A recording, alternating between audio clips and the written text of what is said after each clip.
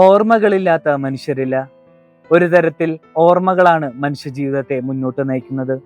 ഒരു വശത്ത് പുഞ്ചിരി പടർത്തുന്ന ഒത്തിരി നല്ല ഓർമ്മകളും, അതേപോലെ കയ്പിന്റെ രസം ചാലിക്കുന്ന ചില ഓർമ്മകളും നമുക്കുണ്ടാകാം. അപരനെ ഞാൻ കൊടുക്കാതിരുന്ന മാപ്പിന്റെ വിങ്ങലായിരിക്കാം ഈ കയ്പിന്റെ കാരണം. 2000 വിശുദ്ധ ജോൺ പോൾ രണ്ടാമൻ മാർപ്പാപ്പ കത്തോലിക്ക സഭയിൽ ഇന്നേ വരെ നടന്ന എല്ലാ തെറ്റുകൾക്കും മാപ്പ് പറഞ്ഞത് നമ്മുടെ ഓർമ്മയിൽ ഇന്നും തിങ്ങി നിൽക്കുന്നുണ്ടല്ലോ. ഈ നോമ്പുകാലം മാപ്പ് അപേക്ഷിക്കലിൻ്റെതും മാപ്പ് കൊടുക്കലിൻ്റെതുമാകട്ടെ. ഞാൻ അപരന് കൊടുക്കുന്ന മാപ്പിന്റെ തോതനുസരിച്ച് എനിക്ക് മാപ്പ് ലഭിക്കുകയുള്ളൂ.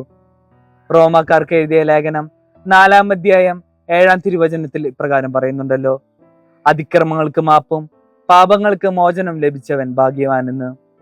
ആകയാൽ പരസ്പരം മുറിവുകൾ ഉണക്കി മാപ്പ് അപേക്ഷിച്ച് മാപ്പ് കൊടുത്ത് കുരിശിലേറിയവന്റെ പാതയിൽ പിന്തുടരാം. ആമേൻ.